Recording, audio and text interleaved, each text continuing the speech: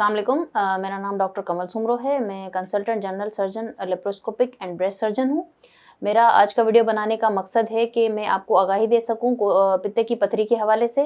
हमारे पास यहाँ पे ज़्यादातर जो पेशेंट्स आते हैं अल्ट्रासाउंड की रिपोर्ट के साथ आते हैं, जिनमें अल्ट्रासाउंड में उनमें कोलीलिथियासिस लिखा होता है।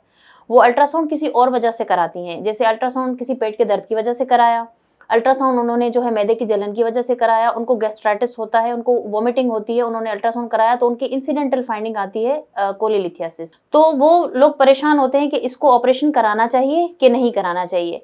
तो मेरा ये वीडियो बनाने का मकसद आपको आगाही देना है कि जब भी कोलीलिथियासिस होता है, पित्ते में पथरियाँ आती हैं, उस वक्त वो दर्द नहीं कराती, लेकिन जब वो आहिस्ता आहिस्ता पित्ते में सूजन करवाती हैं और दूसरा उनकी कॉम्प्लिकेशन ये होती है कि वो कभी कभी वो नाली में गिर जाती हैं, जिसकी वजह से जॉन्डिस होती है, पीलिया होता है, बुखार के साथ पेशेंट हमारे पास प्रेजेंट होता है।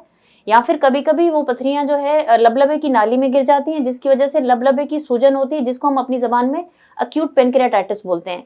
या फिर वो आगे चल के जब पथरियाँ बड़ी हो जाती हैं, वो पित्ते में परफोरेशन करवाती हैं, जिसको बोलते हैं पित्ते का फटना, और उसका जो पित्ते का मवाद है वो पूरे पेट में फैल जाता है। उसके बाद जो है हमें उन पेशेंट्स का बड़ा ऑपरेशन करना पड़ता है, जिसको हम लेप्रोटमी बोलते हैं।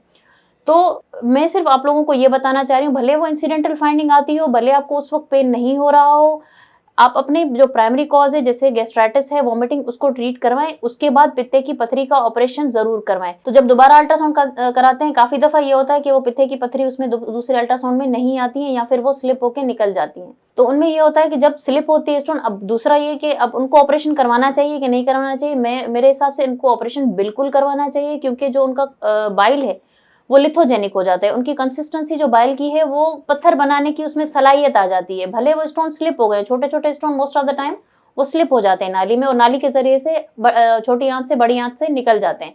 तो उन पेशेंट्स में भी पित्ते की पथरी का ऑपरेशन कराना लाजमी होता है, जब उनको लगे कि पथरी नहीं है, लेकिन उनकी जो बाइल की कंसंट्रेशन है वो लिथोजेनिक हो जाती है। उनमें पित्ते की पथरी बनाने की जो सलाहियत है वो मौजूद होती है, वो बाद में भी पित्ते में पथरी बना सकती हैं। पाकिस्तान के टॉप डॉक्टर्स के साथ अपॉइंटमेंट बुक करें, वो भी पेशेंट फीडबैक देखते हुए। आज ही ओला डॉक ऐप डाउनलोड करें। ओला डॉक, डॉक्टर का अपॉइंटमेंट आसानी से।